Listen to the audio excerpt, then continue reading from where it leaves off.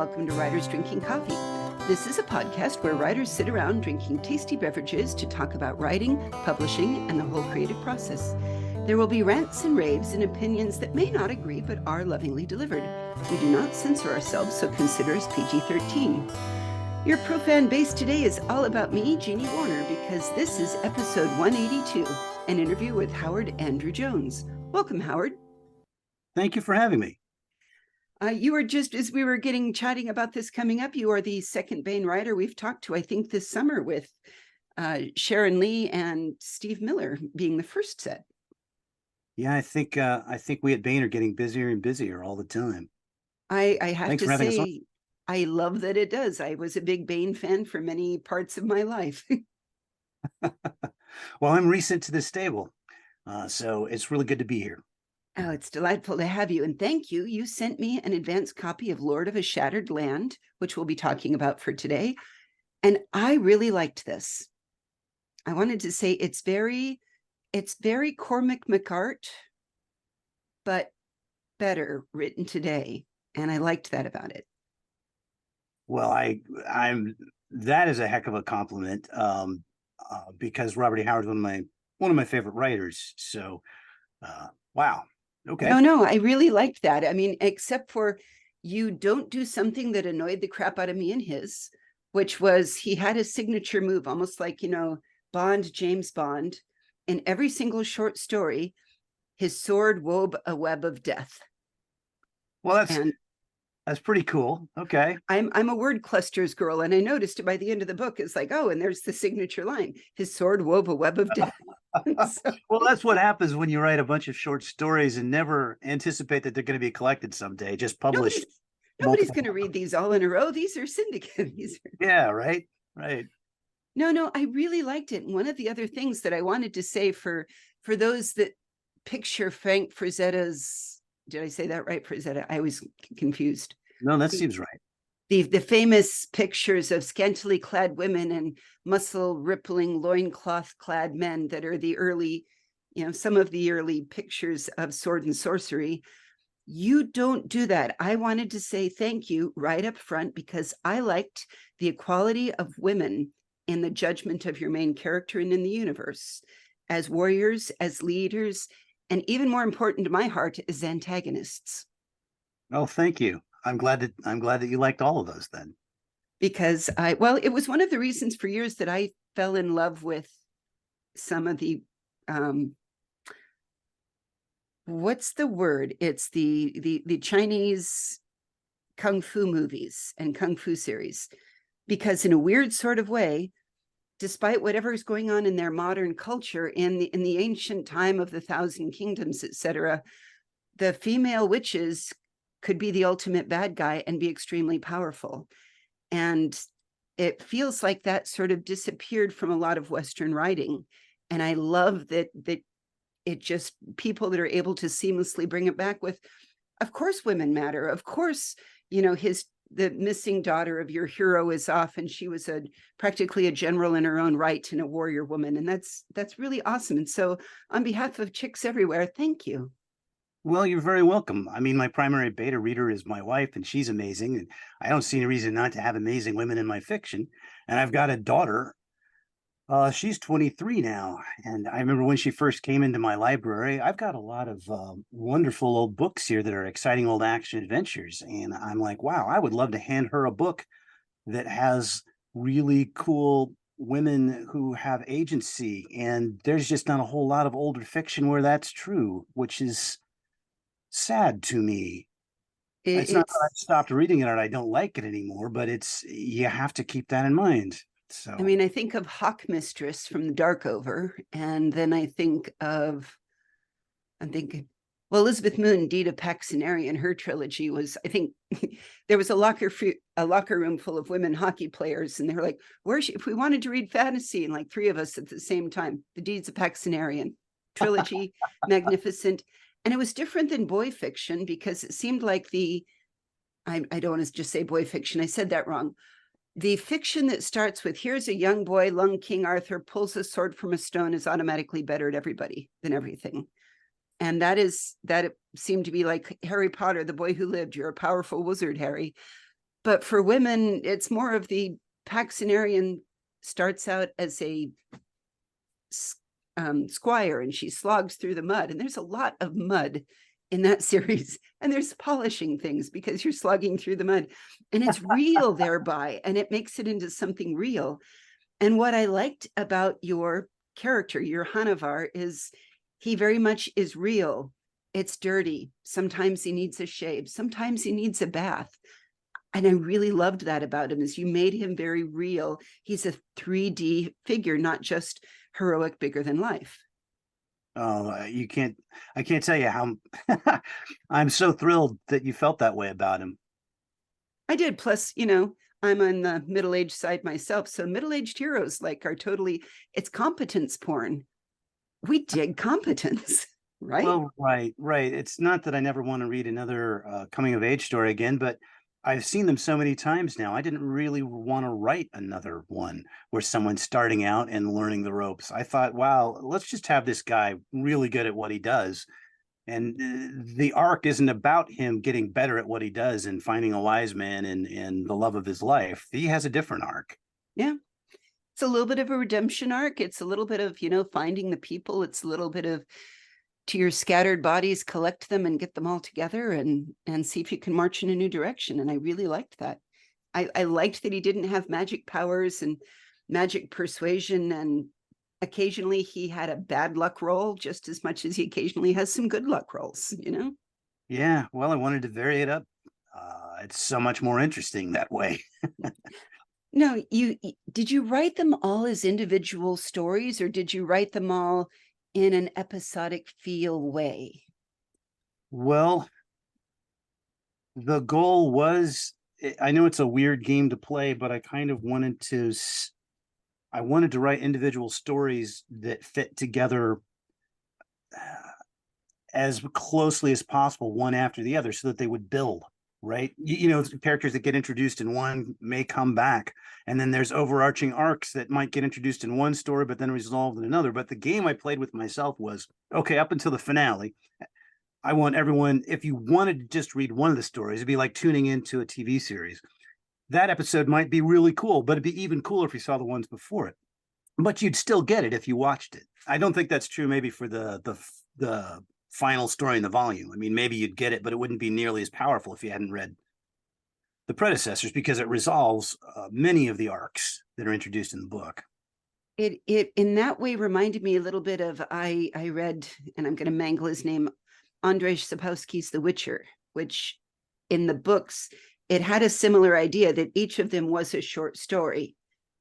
But I mean, it still went somewhere. And when they made a TV series out of it, they went a little different, and they made it a little bit more, there was flashbacks in here and there that were a little confusing, but on the whole, it was like, here's the chain, the inexorable chain of events going in a certain direction. Whereas I liked that yours had a similar idea to that, if there were each individual moments, but it reminded me of that as much too. So again, really cool. Well, thank you. That's the pitch. You know, when I was shopping around, I said, look, people like seasons of TVs. They often binge watch them, but each episode usually stands alone. I mean, there's plenty of series, I guess, where they don't, but I've always been a fan where they stand alone, but they build. And I wanted to do the same thing with a book. It's not like no one else has ever done this before. It's just it hasn't been done as much lately. It seems like that. I mean, it reminded me of the way that Xena Warrior Princess had a little bit of an overarching plot, but there were each episode, you could just watch that episode and you'd be fine. Like Don Quixote, you can go anywhere with this quest.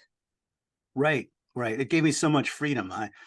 I originally conceived it as a smaller series, and I got to tell you, I was just having so much fun thinking about all the things that Hanavar could see and do. That you know, when I pitched it to Baen, I suggested, well, here's one novel, I've got outlines for two, but I have ideas for two more. And Tony Weisskopf really liked it and gave me a 5-book deal. So there you go. There you go. Now, you mentioned TV, so I have to ask the important question. What actor do you see playing Hanavar? And why is it Raul Esparza? Well, you should tell me who you think playing Hanavar, because I got to tell you, ever since my son drew this really cool picture of Hanavar in kind of a Bruce Timm style, I've been thinking, wow, sort of Hanavar the animated series look, right? And Okay.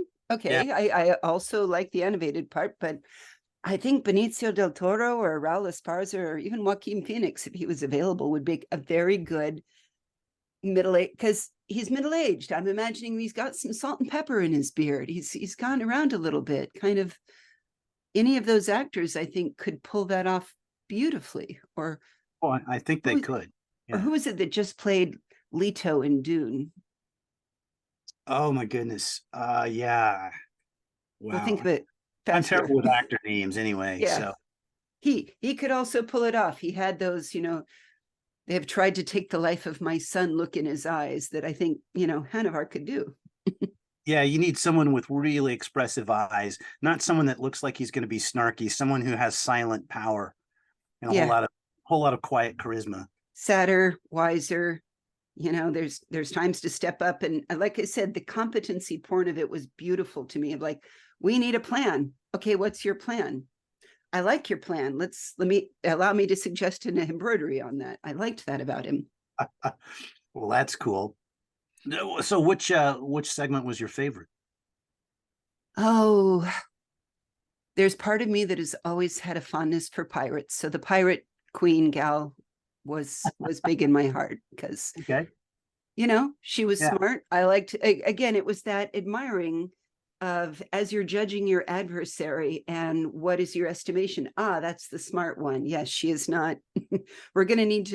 We need to calculate this plan and include the smartness of the adversary. And so it was a little bit the fact that it was a kid idea and a grown up adding a twist to it and how they all responded to it, plus the eulogy of the sister, I just adored. Wow. Awesome. So I can't imagine that it would be anything but your daughter's favorite one. My daughter has been so busy with school, alas, she's not had a chance to read this. Ah, well, she should get right on that. She should. I can hand her a hardback now.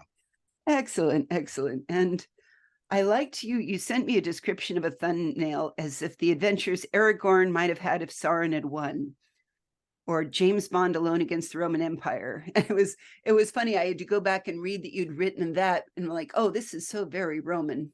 I took my Roman Republic and Roman Empire, and this is very Roman Empire. So Oh yeah, absolutely. Well, Hanavar is inspired by Hannibal of Carthage, who's been a hero of mine since I was about 16. I noticed that you said he will find a way or make one, because that was clearly the quote of Hannibal. Yeah, there aren't too many there aren't I'm a too many geek. quotes left over because the Romans did such a fine job destroying his civilization. But there's a few that have been handed down, and that's one of them. No two stones left to top the other was what shall become of Carthage. Yes, indeed. Yeah, yeah.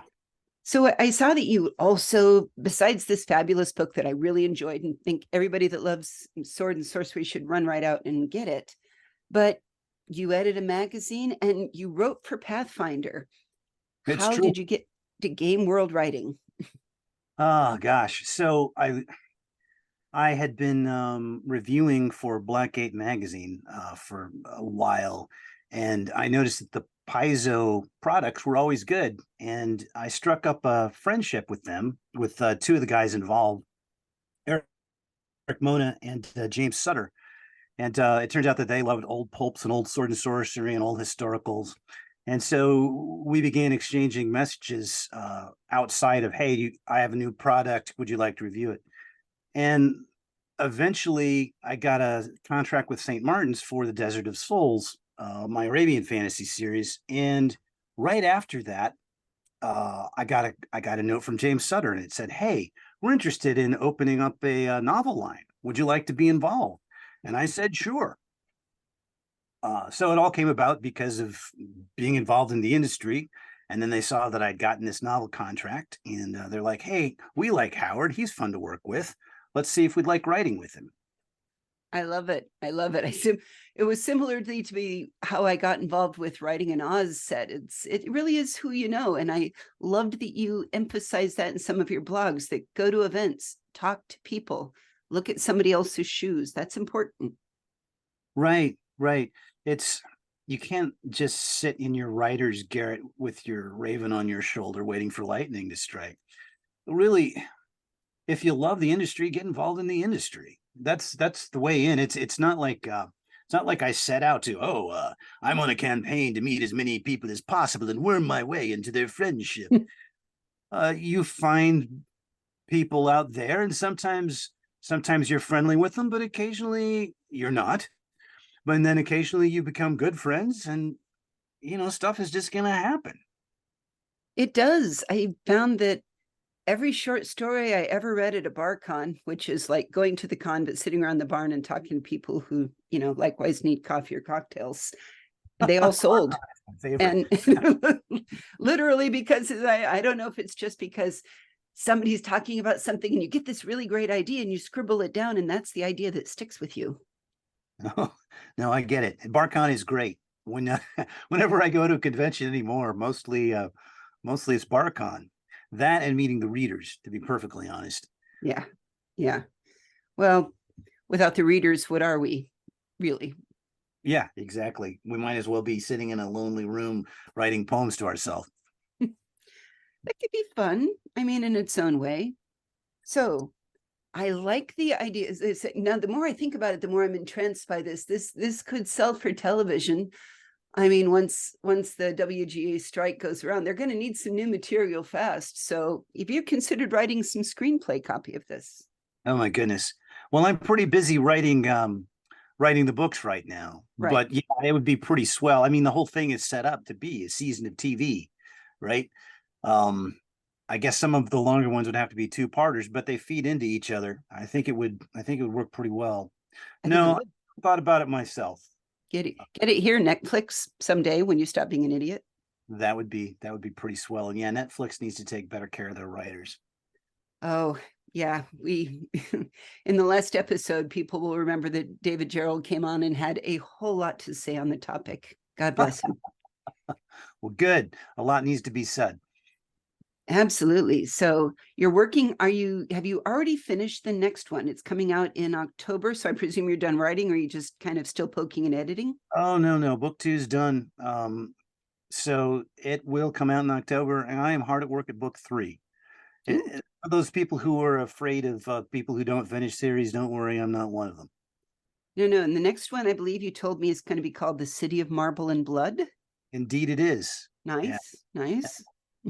Can we know the third, or have you settled on a title yet? Oh, the third is called Shadow of the Smoking Mountain, and the fourth is called Daughter of the Silver Towers. I haven't settled on number 5 yet, though. Ooh, so dare we hope that number 4, it might be about the daughter in question? You may see the daughter in book 2, City of Marble and Blood, but Well, fair. yes, she is the daughter of the Silver Towers, so you will definitely see a whole lot of her in book 4. Excellent. Excellent. I mean, I kind of love her already. We haven't even met yet. So I think you'll really dig meeting her in book 2. excellent.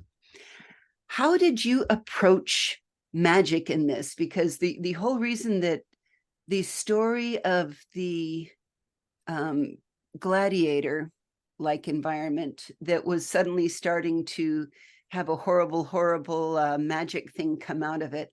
How do you view magic in all of this? There's little bits of it, and then it goes away, and then it's just humans fighting humans, or humanoids fighting humanoids, and strange creatures. But how do you view magic in all of this? Is it mostly divine magic? Is it inherent to the world? Tell me a little bit where you centered your magic theory on. Well, I like the feel of the way it comes across in gosh, myth, really. So yeah, some of it's divine. Sometimes there's monsters, and of course, there's going to be some people who can tap into it, but it's not reliable. Sometimes I like magic as a science approaches, but I mean, sometimes I like reading it, but I don't really like writing it. I like it to be strange and unreliable and mysterious. Um, so that's what I want. And as you've probably noticed, it's usually horrific. We don't have people running around throwing healing spells or doing very many nice things with magic. No, no, there didn't seem to be a here, drink this, all your wounds will disappear. And I kind of liked that as no short step, but I liked there was a little bit of human psionics in the mind reading, but not deep, just sort of shallow. So I dug that. Right, right. All of these powers that are occasionally tapped into by humans, they're either um, very slight gifts, or if you want to go darker, it's going to cost you. And I take that really from all of the original sword and sorcery people, for whom magic was a dark thing. Usually not always, but usually only the bad guys messed with it too much. But of course, they did that because that's kind of the feel of the Roman and Greek myth as well. Mostly the people who were dabbling with magic were kind of creepy and off-putting. Well, I think it was Homer who first described the Cimmerians as dwelling in a remote land of mist and gloom. And how is that not basically where weird dark magic comes from? So Fair enough. what do you, besides that, and the new pieces coming out, are you going to appear at any local things? Are you going to Comic-Con? What's your Well, appearance looking like? I've never dared Comic-Con, but I am going to be at Gen Con. I always go to Gen Con itself, and then there's a convention within a convention called the Writers Symposium, which is one of my very favorite Neat. conventions. Yeah. It's just full of really well-run, well-organized panels. It's one of my favorite places to go. So I'll be there, gosh, in only 2 weeks. I believe it's August 2nd or August 3rd is when it starts, and I'll be there the whole week. And then I will be making a brief appearance at DragonCon. I think I'm there for 2.5 days. I'm just dipping my toe in the water. I haven't been in 10 years. Oh, I see. I went likewise 8 or 9 years ago, and it took a half an hour to cross the lobby floor. That's what I remember from when I was there last time. Sure. Yeah, for me, that was I think I'm not the big crowds girl just yet, but I respect you for braving the field. And We shall see. Bane has a big presence there, and there will at least be a Bane presentation of all the new books and new writers. And so I'll be hanging out with them, and it'll feel probably a little safer than trying to cross the lobby all by myself. excellent. And on your website, I wanted to say, to encourage people to go take a look of it, you had a neat little blog called A List of Writing Mistakes, My List of Writing Mistakes. And I found that charming, delightful, and painfully accurate in points. So Yeah, I keep a running total of I don't know about total. I keep a running list of mistakes that I've made over and over, and I carry a little writing notebook around with me, and so I write down the mistakes I make, and try to review them before I write every day, in the hope that I stop making them. And some of them I have stopped making, but you know what? I'll come up with new ones. there was a mystery writer's handbook that had one piece of advice that I almost expected, but it was, you had a little piece of it. You said, don't be too quick to reveal the villain's plan. And theirs was, make sure that you know what the villain's plan is. Yeah, well, that's also great advice, and I actually have a variation on that in my writing mistakes notebook, because sometimes when I was a very young writer, I would start writing before I knew what the villain's plan was, and man, would I waste a whole lot of time rewriting. Yeah. And I find that there has been too many two-dimensional villains in the world where they're just, oh yes, I shall take over the world and kill you by death by cliche, which was another good book on the topic of two-dimensional villains. But I think villains need to be just as complex and interesting as heroes. Otherwise, why do I care? Or do I want to understand and still cheer for the good guys? Or, life is complicated. I want all of my characters to be complicated. I want them to be complicated and interesting. Exactly. And I mean, no offense in the world, but people without complications are not quite as interesting. So you're a Yeah, complicated man, Howard Andrew Jones. not really. I just like telling stories about Hanavar. About Hanavar, and you mentioned briefly, tell us about your desert version. Oh, the Desert of Souls. That was my first St. Martin series. It was Arabian fantasy. It was kind of like the Arabian Nights crossed with Sherlock Holmes, or I think John O'Neill called it Sinbad crossed with Indiana Jones. And, Oh, well, you can't go wrong there. Although I kind of like Indiana Jones and Sherlock together there because I'm a big Sherlock fan. So oh, are you? Well, you might get a charge out of those. You can probably tell I really like smart characters. I mean, that's something Hanavar definitely is, right? He's definitely the smartest person in every room he's standing in. And I also liked the feeling that Hanavar would be happy to not always be the smartest. Yeah, it would be nice if Because all the it's pressure wasn't work. on him. Yeah, it is. Coming up with every plan and directing everybody, and it is a lot of work being in charge and managing people. So I respect also that he's tired, but he keeps doing it because, it's introvertuous. Maybe he wants to retire, but he can't right now. So No, he can't. There's not going to be anyone else that can do it. So he's going to do it. exactly. Well, we will put links to this and all of your other stories, and you absolutely need to send me a picture of an actor you think is going to play him, plus one of you to put on our website, which Well, is I definitely shouldn't be cast. Oh, maybe. But put it on our website, which is www.writersdrinkingcoffee.com.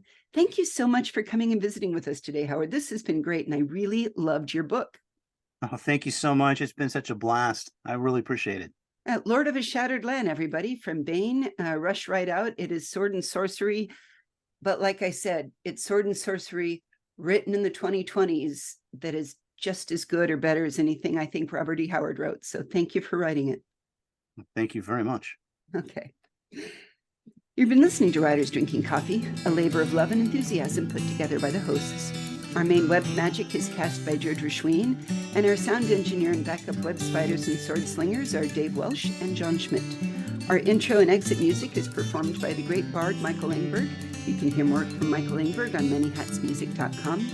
Our podcast sponsors are Jackal Designs, The Bean Scene, Arm Street, maker of beautiful swords, and really an homage to wherever you really enjoy your own coffee. And hey, thanks for listening.